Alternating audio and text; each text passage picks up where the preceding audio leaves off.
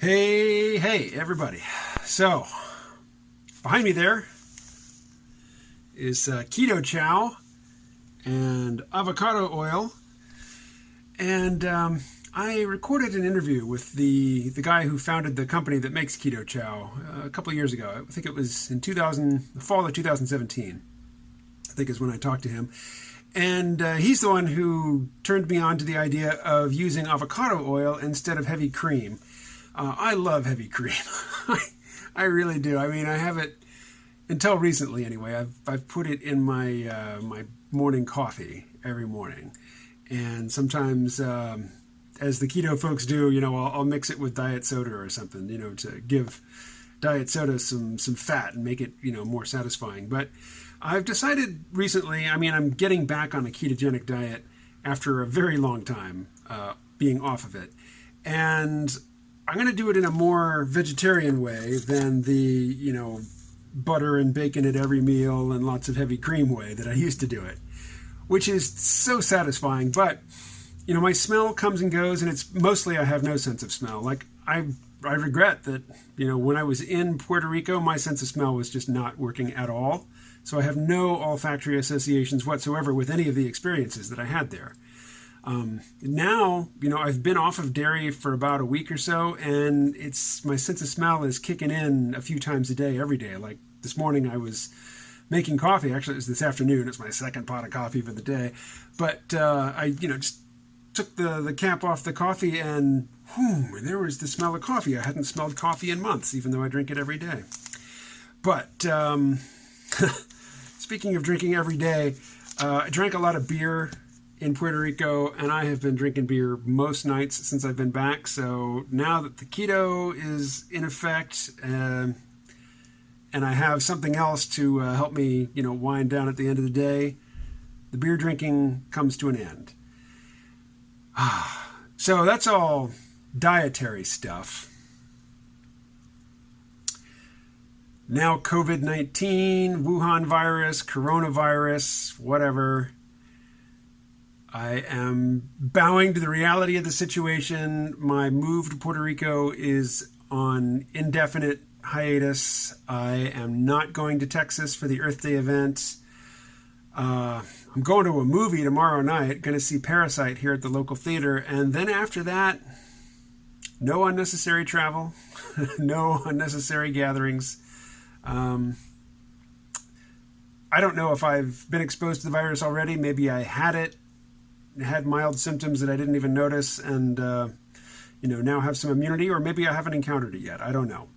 But I am going into largely lockdown mode, which is an interesting coincidence with getting on keto for real, because I'm mostly going to be doing keto chow like for the next month, and I will keep you apprised as to what it does for my weight. I weighed in this morning at 216 point something, but I keep track of it on the phone. So I will keep you posted as to how that goes. I said that I would update you if I learned anything more about the incident with the police and the woman that happened just outside my apartment here the other night. I've put lots of new details that have come to light since then in the comments to that video, but I'm not going to do another video on that incident right now. Anything else?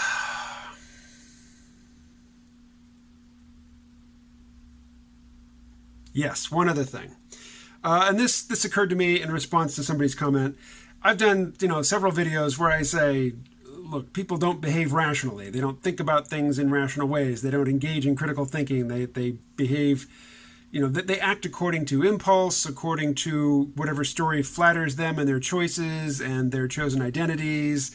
They respond predictably, reliably to propaganda, which is why propaganda persists. This can all come off as like looking down on or judging negatively people who fail to engage in critical thinking. But I want to make it very clear that failing to utilize critical thinking is not a moral failure. That's important.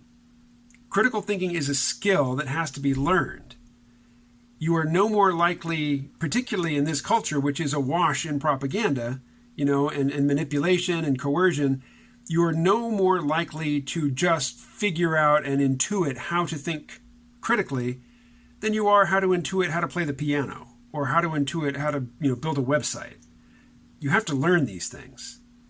And, there's a couple thousand-year history of refining the art of critical thinking, but still it is a fairly esoteric topic. It is, it is a skill set that must be learned. And unfortunately, the internet is full of people who claim to be champions of critical thinking, but who use it very, very selectively. They are laser focused on critical analysis when they are looking at somebody else, but when they're looking at their own choices, their own belief systems, they're very preferential. And there are the logic bros. Oh, the logic bros are annoying. They have memorized lists of logical fallacies. And if you start to make an argument and something that you said reminds them, bears some superficial, passing resemblance to their notion of a particular logical fallacy, they'll say, oh, let's pick one. Poisoning the well. You're poisoning the well. You've used a logical fallacy. Therefore, you are wrong. Therefore, I don't have to think about your point of view ever again. Thought process interrupted, completed, derailed.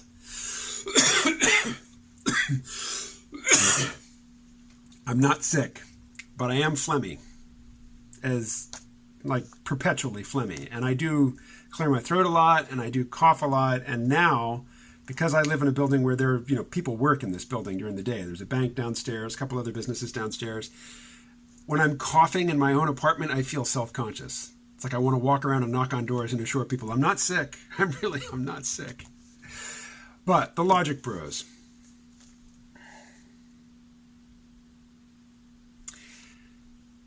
This is very important.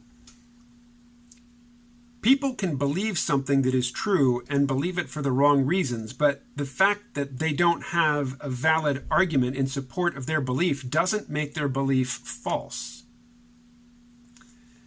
So here's an example. Here's some crazy magical thinking spun into the form of an argument.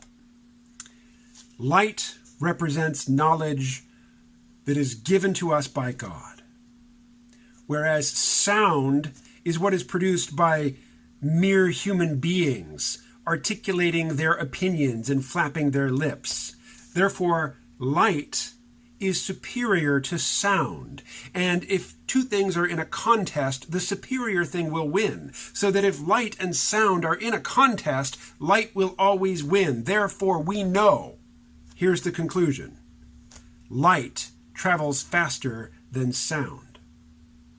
The conclusion is true. How I got there, is somewhere between utter gibberish and bullshit, but it leads to a true conclusion. So if we have a disagreement about whether or not light is faster than sound, and you point out flawed reasoning in my presentation, that is not your excuse to exit the conversation, confident that you have demonstrated that, I'm holding a false belief. It's a true belief. It's flawed reasoning, that I offer up to justify my holding that belief. So just because you have a list of logical fallacies memorized and you can spout them off from memory, it doesn't make you smart, and it doesn't mean that you're right, particularly if you are very selective and very motivated in where you point your cultivated pattern recognition for logical fallacies. And just because somebody has employed a fallacy, it doesn't mean they're wrong. And it doesn't mean you're right. And it doesn't justify your concluding that the position that you wish to refute has been refuted just because you've named a logical fallacy that somebody supporting that position has employed. That is, a little bit of knowledge is a dangerous thing. That is a little bit of critical thinking.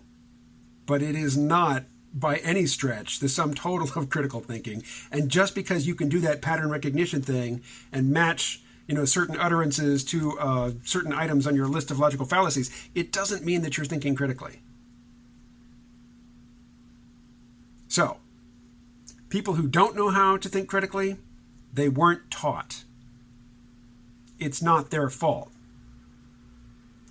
People who claim to think critically because they've memorized a list of logical fallacies, they are not engaged in critical thinking. Not necessarily, anyway. Not just because they can do that pattern recognition. And they're not virtuous. And even somebody who, and this is how I came to critical thinking. I mean, I found that I had an interest in philosophy, and I pursued a bachelor's degree in it, and then I did, graduate work in philosophy. I've taught logic courses. I mean, I've been thoroughly steeped in it. I was thoroughly steeped in it, semi-professionally for a few years of my life. So it's sunk in. But it's not because I'm virtuous. It's just my particular path through life. It took me through the valley of logic. So critical thinking is useful. And I will demonstrate it to the best of my ability where I can. And hopefully I will have the humility and the grace to admit when I have deviated from the path, of critical thinking. But none of this is indicative of virtue or a lack of virtue. So I'll put the question up on screen, but I don't remember who asked it right off the top of my head. But thank you. Thank you for bringing up the topic. I do appreciate it. And I appreciate everybody who comments on these videos. I've stopped monetizing the videos. There is no hope whatsoever of turning this into a significant income. I mostly do it to get my thoughts in order. It's kind of like journaling for me, but I really enjoy the comments, particularly the comments that people obviously put some time and thought into. I do appreciate your efforts, so please do continue to post those good comments. And if it's not too much trouble, do hit like. I'll talk to you later.